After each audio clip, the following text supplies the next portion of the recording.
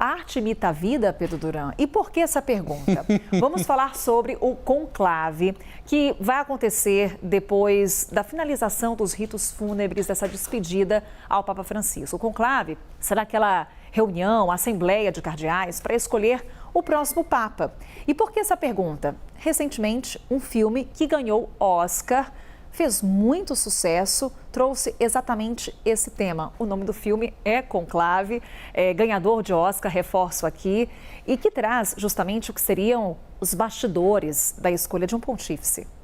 Coincidências ou, de fato, reproduções da realidade, né, Carol?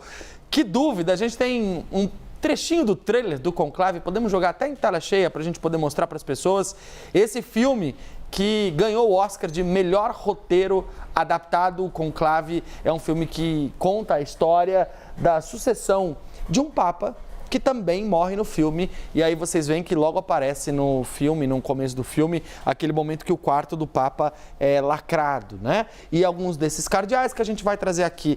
O que é verdade, o que é liberdade poética, ficção no filme que foi gravado lá na Itália. Vamos ver uma arte que a gente preparou para poder mostrar, então, quais são os pontos do conclave que são reais e quais são adaptações aqui da realidade. Primeiro, a questão do quarto lacrado.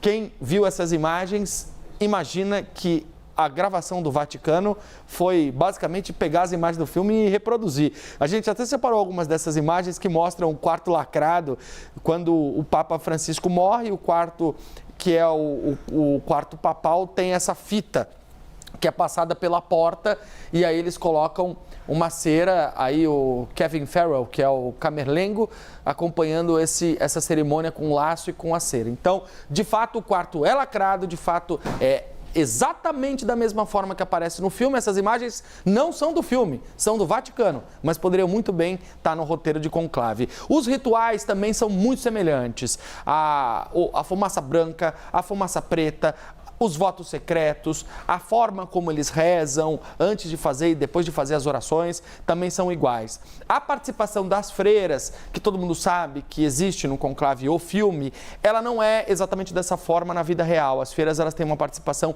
muito discreta e muito secundária e não entram no conclave. Mas no filme elas têm algum protagonismo. Eu também não vou contar aqui para não dar spoiler. Sem nenhum spoiler, Pedro Duran, eu não assisti o filme ainda. Para quem, como a Carol, não viu o filme, eu dei uma adaptada para que não fique tão... para que dê até mais vontade de ver o conclave. Articulações políticas, sim, elas são reais, elas também acontecem. Há cardeais que se unem, que se juntam, há grupos, há lobby, há um convencimento ali. Da mesma forma que acontece no filme, acontece na realidade. Também a escolha de um chefe de Estado, afinal. É isso, e obviamente vai ser o chefe de todos ali. Um cardeal secreto. Não vou dar muitos detalhes sobre isso, mas um cardeal secreto que aparece no filme é algo que foi uma adaptação, não é exatamente o que aconteceria na realidade. Os cenários são reproduzidos da realidade, são muito iguaizinhos ao que tem no Vaticano. O filme, inclusive, foi gravado em Roma, em estúdios e áreas de Roma, então os cenários são reais.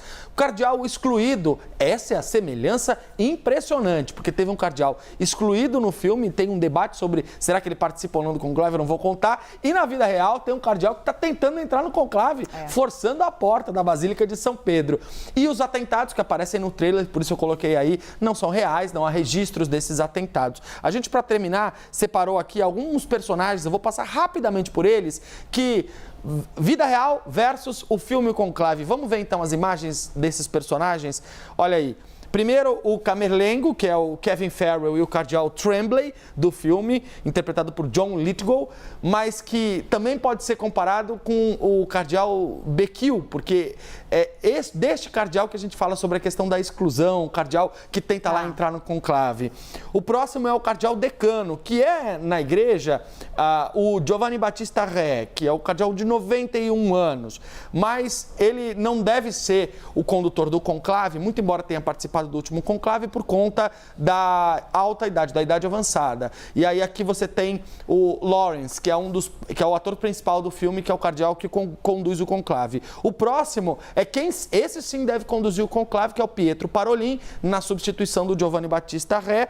E por último, o cardeal conservador, que é o cardeal Raymond Burke, de quem a gente já falou aqui, americano, que também é comparado com o cardeal Tedesco no filme, no conclave. Para quem não viu o conclave, vale ver, porque realmente o filme é muito interessante e reproduz a realidade em muitos aspectos. Aliás, a audiência do conclave explodiu, viu, Pedro Duran? Todo mundo querendo entender como é que funciona essa reunião dos cardeais.